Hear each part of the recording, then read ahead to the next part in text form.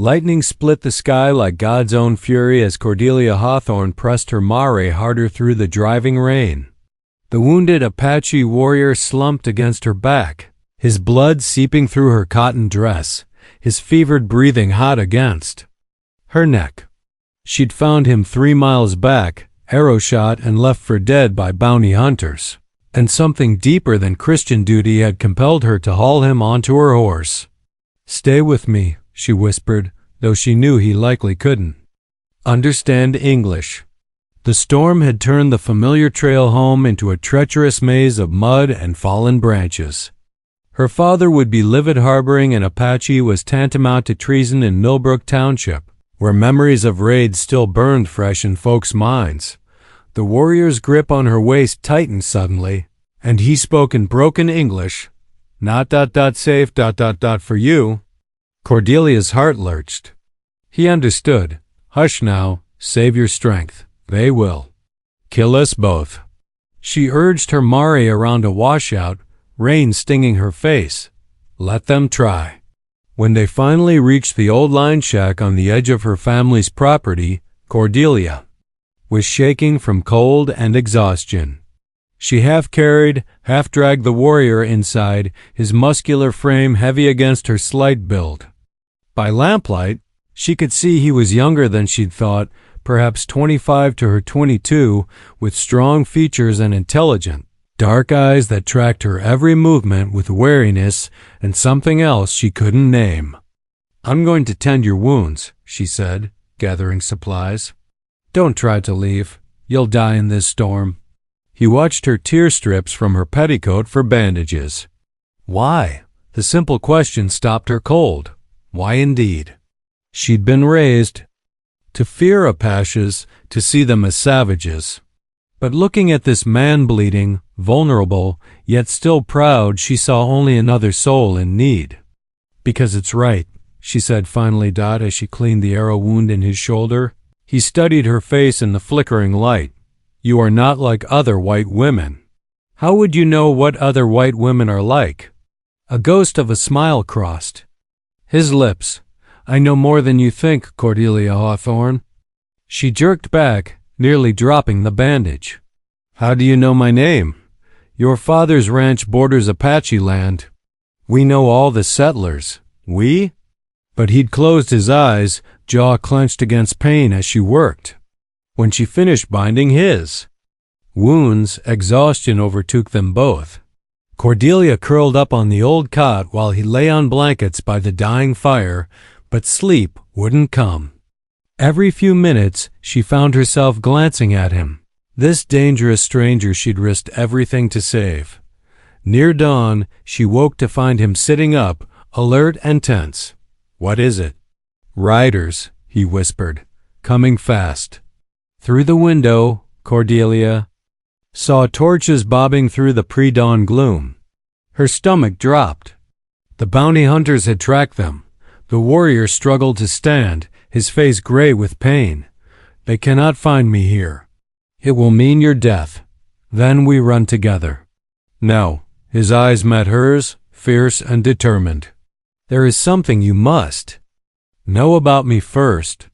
"I am Nalnish," he said, the Apache name rolling off his tongue like music.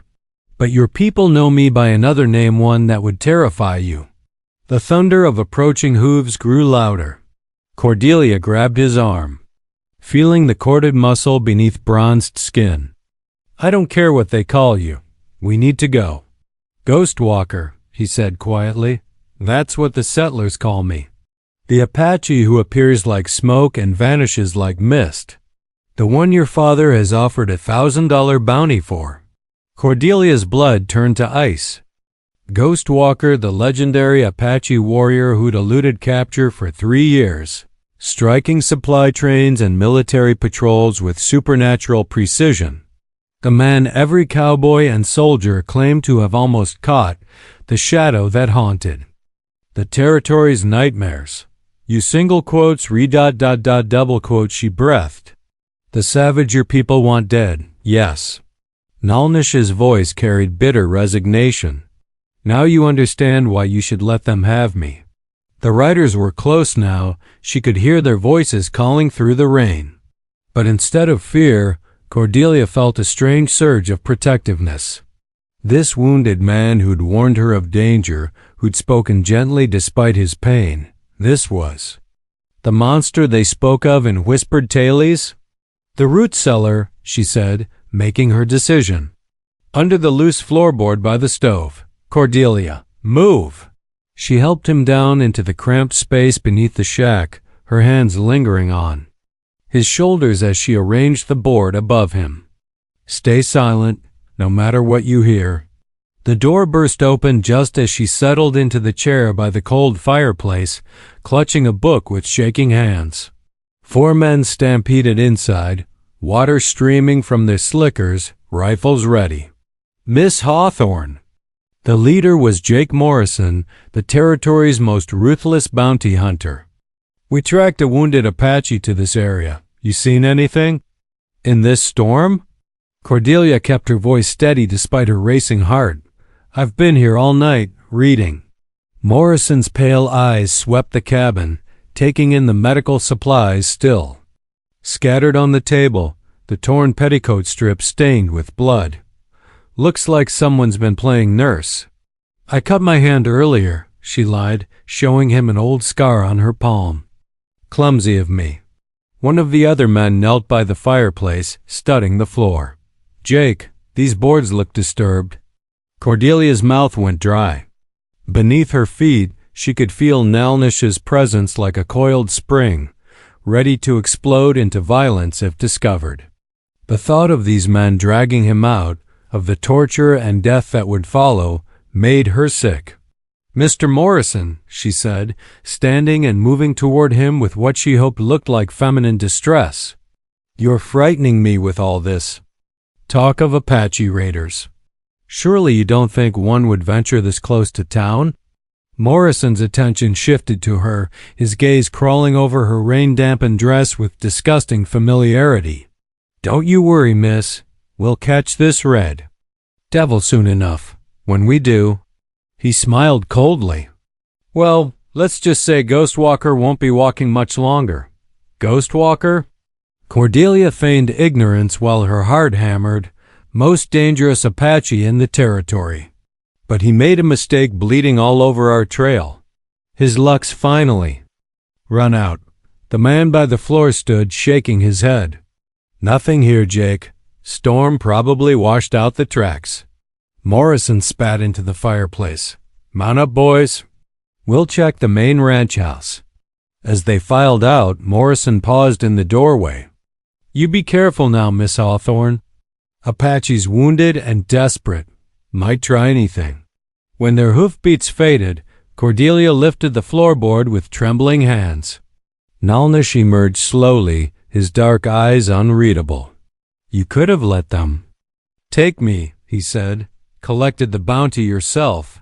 I don't want their blood money. Then what do you want? The question hung between them like a challenge. Cordelia looked at this man, this legendary warrior who'd become human in her eyes, and realized she didn't know how to answer. All she knew was that something had shifted in the space beneath that floor in the moment she'd chosen his life over her safety. I want to understand, she said finally. Why you do what you do, who you really are. Nalnish studied her for a long moment. Understanding is dangerous, Cordelia Hawthorne. It changes things. Maybe things need changing. By noon, the storm had blown itself out, leaving the world washed clean and gleaming. Nalnish sat propped against the cabin wall, color slowly returning to his face as Cordelia changed his bandages. Her gentle touch sent unfamiliar warmth through him. No woman had ever tended him with such care, white or Apache.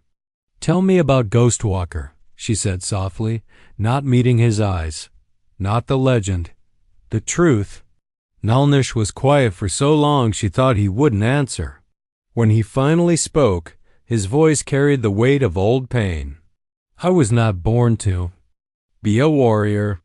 My gift was with horses. I could gentle the wildest Mustang, understand their language. The Apache called me Nalnish. one who works with horses. I was content with that life. What changed? Your army came to our village 3 winters ago.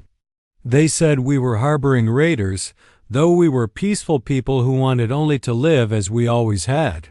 Colonel Brannigan ordered his men to. Nalnish's jaw tightened. They killed everyone. My wife, Ayana. My daughter, little Kaya. She was only 4 summers old. Cordelia's hand stilled on his shoulder. Dear God, I was away with the horse. Herd. When I returned, I found only ashes and bodies. Ayana was still holding Kaya, trying to protect her. His voice broke almost imperceptibly. I buried them under the old oak where we were married, where Kaya took her first steps. I'm so sorry, Cordelia whispered, and meant it with every fiber of her being. Sorry? Nalnish's laugh held no humor. Your people teach that Apache have. No souls, no capacity for love. Yet I would have given anything to trade places with them that day. Instead, I became what they made me, a ghost seeking vengeance. The raids? Military supply lines. Never settlements, never women and children. I am not them.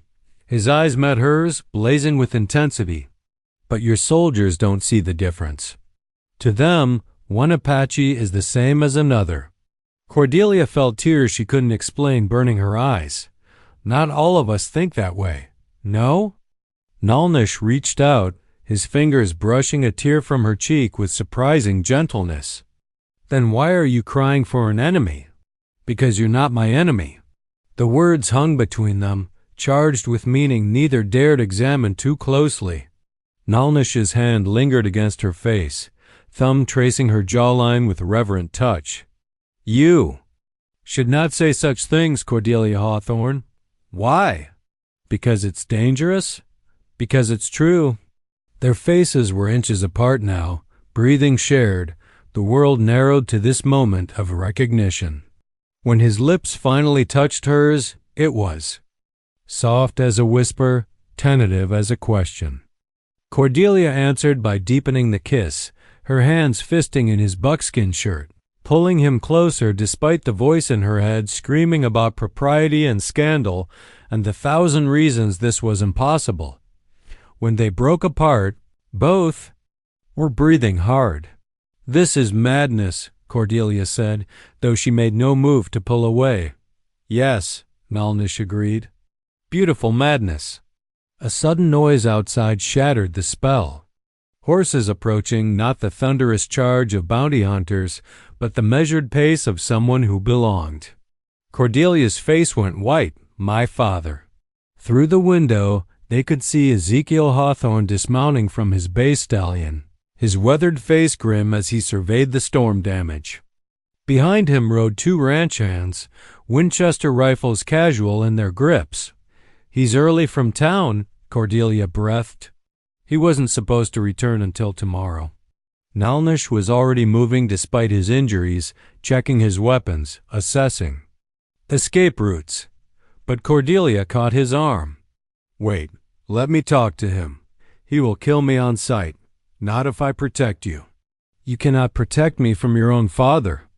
But Cordelia was already walking to the door, her spine straight with determination.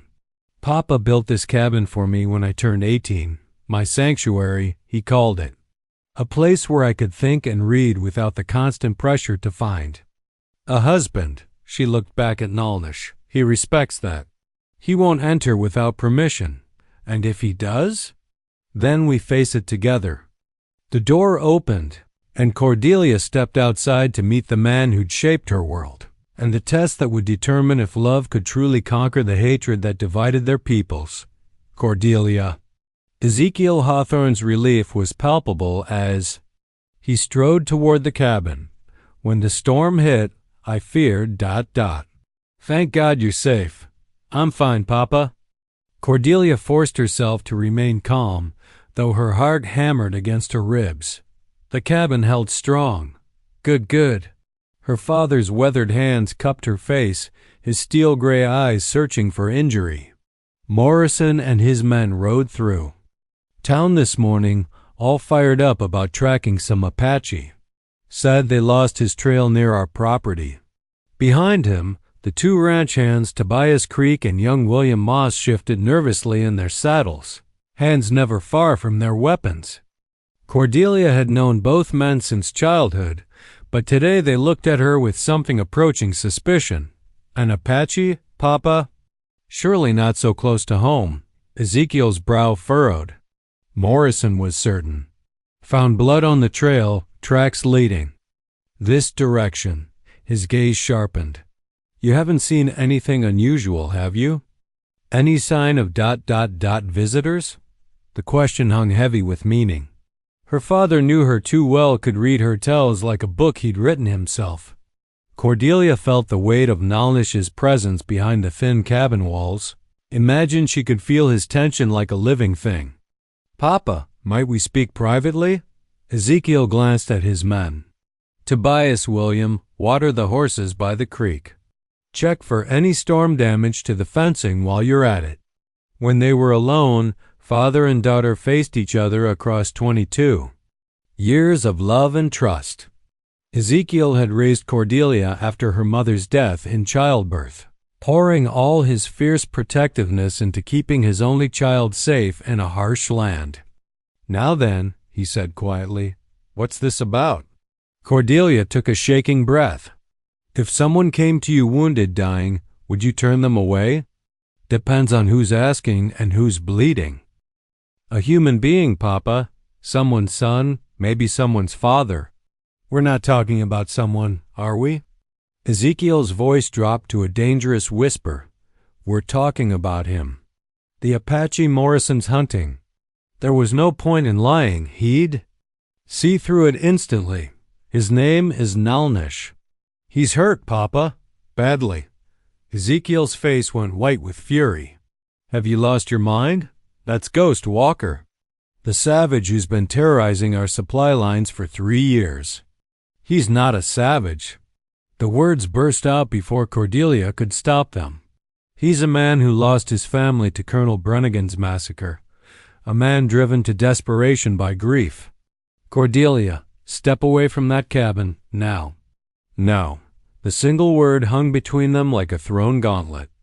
Ezekiel's face went through a series of expressions: shock, disbelief, and finally a terrible understanding.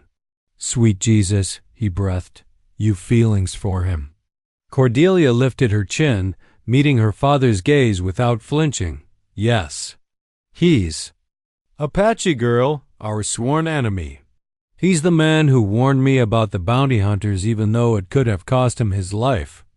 The man who's never harmed a woman or child despite every provocation. The man who... She faltered, then found her courage again. The man I'm going to marry. Ezekiel staggered as if she'd struck him. Marry? You can't be serious. I am. The law won't recognize it. Society won't accept it. You'll be outcast, reviled. Then so be it. Inside the cabin, Nalnish pressed his back against the wall, listening to Cordelia defend him with a ferocity that both humbled and terrified him. She was throwing away everything for him, her family, her future, her place in the world. No one had ever sacrificed so much for his sake. Ezekiel's voice cracked with desperation. Cordelia, please. Think about what you're saying. This man is wanted dead or alive. There's no future with him except running and hiding and Papa. Cordelia's voice was gentle but implacable. I love him. The words hit Ezekiel like a physical blow. He sank onto a tree stump, suddenly looking every one of his 58 years. Your mother said something similar once, about me. Sighed love? Didn't care about practical considerations or social expectations. Mama was a wise woman. She was. And stubborn as a mule, just like her daughter. Ezekiel looked up at Cordelia with eyes that held a lifetime of protective love. Show me, Papa? Show me this man who's stolen my daughter's heart. Let me look him in the eye before I decide whether to shoot him or shake his hand. Cordelia's Heart leaped with desperate hope. You'll give him a chance? I'll listen. Can't promise more than that. As Cordelia turned toward the cabin, calling Nalnish's name, Ezekiel Hawthorne prepared to meet the Apache warrior who'd done the impossible captured, the heart of the one person in the world he loved more than his own life. Nalnish emerged from the cabin like a wolf from its den, cautious, proud, ready for battle despite his injuries. In the afternoon sunlight, Ezekiel could see why his daughter had been drawn to the man. There was something in the Apaches bearing that commanded respect, a dignity that couldn't be broken even by bounty hunters and blood loss. Mr. Hawthorne, Nalnish said, his English careful but clear. I will not dishonor your daughter by claiming I am worthy of her, but I will die before I let harm come to her. Ezekiel studied the man who'd become legend in the territory. That what you call love? Apache? Bringing death to her door? No. Nalnish's dark eyes never wavered. Love is leaving. Taking the danger with me so she can live safe. Then why are you still here? Because she asked me to stay. And I am not strong enough to refuse her. Despite himself, Ezekiel felt a grudging respect for the man's honesty. She says you lost family to Brannigan's raid. Pain flickered across Nalnish's features. My wife, my daughter. They were innocent. So were the soldiers you killed? Were they? Nalnish's voice hardened. The men who burned children alive? Who butchered elders and pregnant women? Tell me, Mr. Hawthorne, were they innocent? Ezekiel felt the ground shifting beneath his certainties. He'd heard whispers about Brannigan's methods, rumors quickly, hushed by military brass. Even so, revenge won't bring them back. No, nothing will. Nalnish looked at Cordelia with such naked longing that Ezekiel's heart clenched. But perhaps love can give meaning to what remains of my life. Pretty words, but what kind of life can you offer her? Always running, always hiding. Papa, Cordelia interrupted softly. What kind of life did you offer Mama? A struggling rancher. On the edge of Apache territory, fighting drought and rustlers, and that was different, was it? Or did people tell you Mama was too good for a rough cowboy with more dreams than dollars? Ezekiel's jaw worked silently. She was right, damn her. Margaret's father had threatened to disown her for marrying beneath her station. Society matrons had whispered that she was throwing her life away on a man who'd never amount to anything. This is different, Cordelia. He's wanted. So were you, Papa. Remember the warrant over that misunderstanding with the cattle inspector? For all of 2 weeks. Time enough for Mama to choose between her reputation and her heart. She chose you. The sound of approaching horses cut through their charged conversation. More riders this time, a full patrol by the sound of it. Nalnish tensed, his hand moving instinctively to his knife. Morrison's back, Ezekiel said grimly, with reinforcements. Through the trees they could see the dust cloud of at least a dozen mounted men. Morrison's voice carried on the wind, harsh and commanding as he organized his search. They'll find us, Nalnish said quietly. Too many eyes, too much open ground. Not. If you're not here to find, Ezekiel said suddenly. Both Cordelia and Nalnish stared at him. Papa? The old mine shaft, Ezekiel continued, his mind racing. 1/4 mile north, hidden by the oak grove. Been sealed for years, but there's still a way in if you know where to look. You're helping him escape? Cordelia breathed. I'm protecting my daughter. Ezekiel's voice was rough with emotion. If they find him here, they'll assume you helped. Morrison's got a rope waiting for Apache sympathizers. Nalnish stepped forward, extending his hand to the older man. Thank you. Ezekiel looked at the offered hand for a long moment before clasping it firmly. Don't thank me yet. Get my daughter killed, and I'll hunt you down myself. Papa, go. With him, Cordelia. What? You think I don't see how this ends? Ezekiel's smile was sad but proud. You've made your choice. Might as well make it properly. But your ranch, your life here, will be here when you get back. If you get back, Ezekiel pulled his daughter into a fierce embrace. Your mother would tan my hide if I let you face the world alone. Take the emergency gold from the cabin's false bottom. Head for the Mexican border. You'll have a chance there to start fresh. Tears streamed down Cordelia's face as she clung to her father. I love you, Papa. I love you too, girl. More than you'll ever know. As Morrison's men drew closer, 3 lives hung in the balance of a decision that would reshape everything they'd known about love, loyalty, and the courage it takes to choose. Hope over hatred. The abandoned mine shaft was a wound in the earth, sealed with rotting timbers and 20 years of neglect. But Ezekiel's directions proved true behind a curtain of poison oak and fallen stones. A narrow gap led into darkness that had once swallowed the dreams of hopeful prospectors. It goes deep, Nalnish said, testing the air currents. Multiple tunnels. Good for hiding. Bad if we get lost. Cordelia clutched the leather pouch of gold coins her father had pressed into her hands, still stunned by the speed with which her world had transformed. This morning she'd been the dutiful daughter of a respectable rancher. Now she was an outlaw's woman, fleeing into the earth with a man she'd known for barely a day but would follow to the ends of creation. No regrets?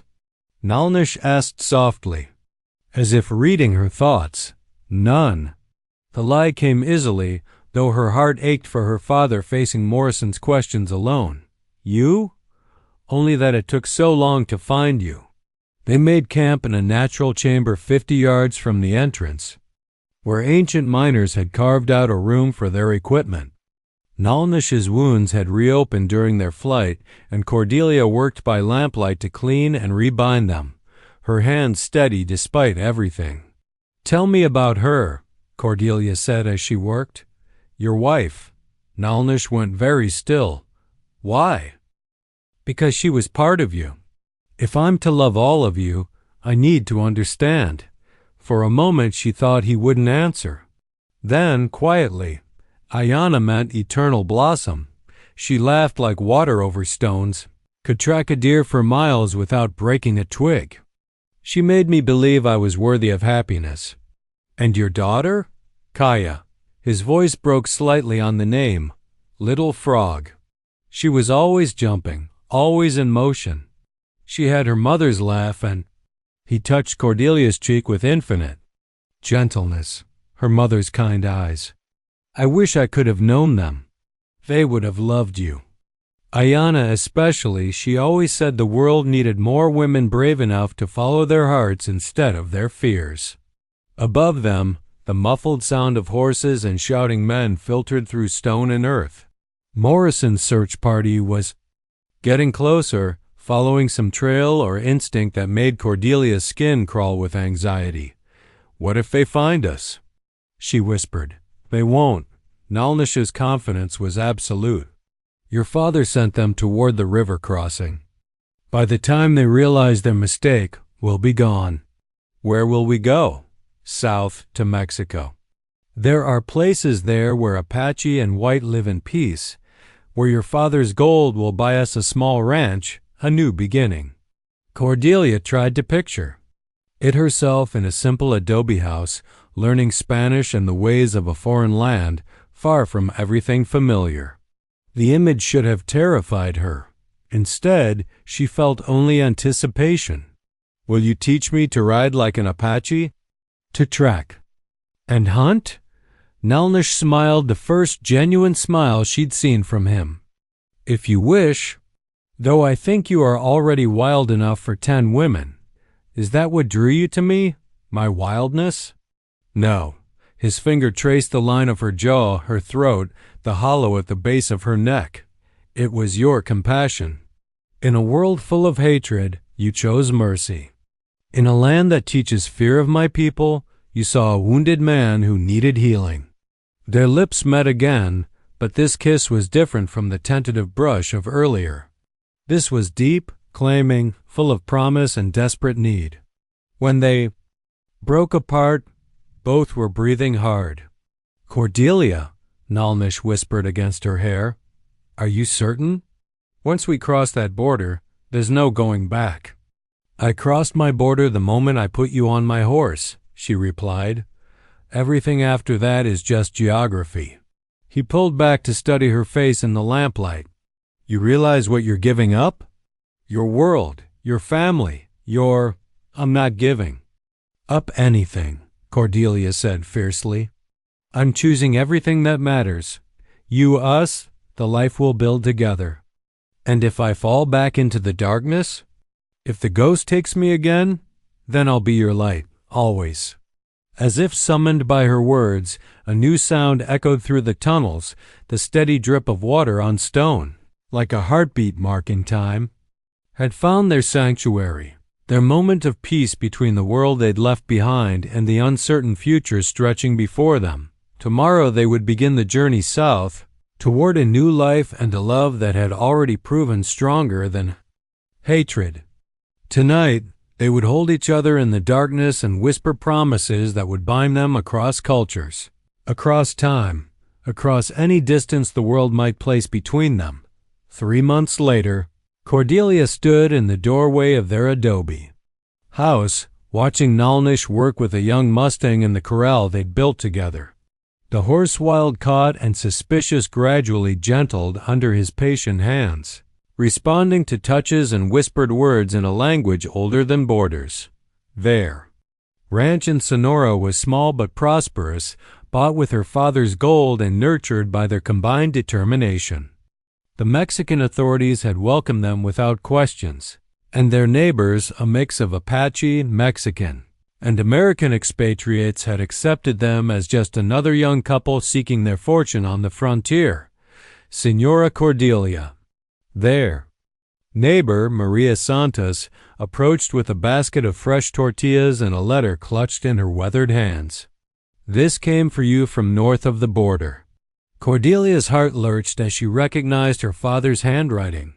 She'd sent him one letter through a series of intermediaries, letting him know they'd arrived safely, but hadn't dared hope for a response. With trembling fingers, she broke the seal. "My dearest daughter, Morrison is dead, killed in a foolish attempt to rob a cavalry payroll. His men have scattered, and the territory has officially closed the case on Ghostwalker presumed dead in the desert. You and your husband are free to come home whenever you choose. The ranch feels empty without your laughter, but I am not unhappy. Yesterday I received a visit from Colonel Martinez, who spoke highly of the American woman and her Apache husband who've been helping Mexican families recover stolen livestock. Said they work like partners, think like one person, and show more honor than most men he's known. I am proud of you, Cordelia. Your mother would be too. There's a standing invitation for Sunday dinner whenever you're ready. I've been practicing my Spanish. Your loving father, Ezekiel * P.S.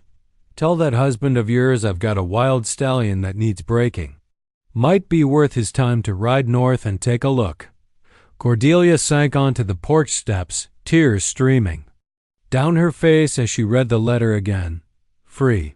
They were free to go home, to build bridges instead of hiding in shadows. Nalnish appeared beside her, still sweating from his work with the horse.